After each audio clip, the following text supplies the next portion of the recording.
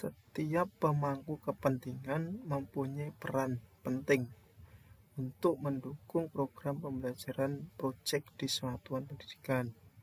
Murid dan orang tua bukanlah salah satu pemangku kepentingan yang berpengaruh dalam proyek. Pernyataan di atas adalah A benar, B salah. Jawabannya B.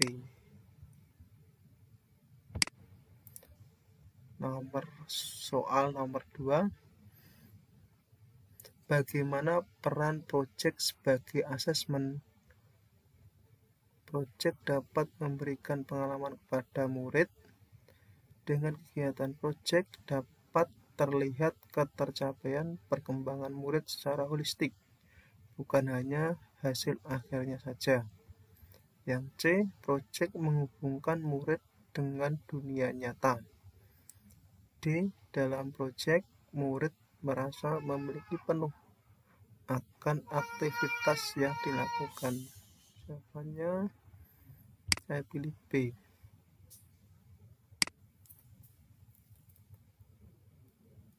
Soal nomor 3.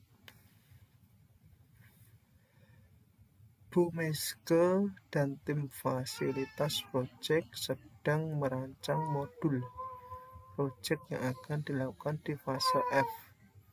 Berikut adalah contoh pengalokasian waktu yang dapat dilakukan kecuali menentukan 1 hari dalam seminggu sebagai hari pengerjaan proyek. Yang B, memberikan kebebasan bagi murid untuk menentukan sehingga tidak ada tanggal ditetapkan. C, menentukan waktu dengan sistem blok untuk pelaksanaan proyek. D, menetapkan beberapa hari dalam 1 minggu sebagai waktu pelaksanaan proyek. Kebebasan untuk menentukan sehingga tidak ada tanggal ditetapkan. B. Soal nomor 4. Ketika konsep pembelajaran berbasis proyek sudah dipahami sebagian pendidik lebih dari 50% dan pembelajaran berbasis proyek sudah menjadi kebiasaan sekolah, tetapi belum terjadi lintas disiplin ilmu, berada dalam tahap manakah satuan pendidikannya?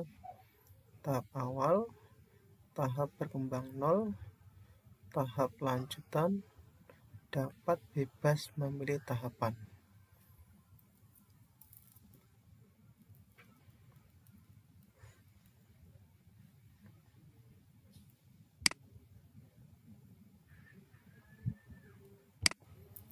Soal nomor 5. Bu Loli sedang bingung memikirkan tema untuk dilaksanakan di semester 2. Terdapat 2 pilihan, yaitu tema bangunlah jiwa dan raganya dan gaya hidup berkelanjutan. Mengingat pada semester 2 akan ada perayaan Hari Bumi, Bu Loli dan tim fasilitator merasa tema gaya hidup berkelanjutan sangatlah cocok untuk dilakukan. Di sisi lain, bangunlah jiwa dan raganya juga menarik untuk dijadikan tema proyek. Langkah apakah yang dapat Ibu Loli dan tim fasilitas proyek dilakukan untuk mengakomodir tema-tema di atas?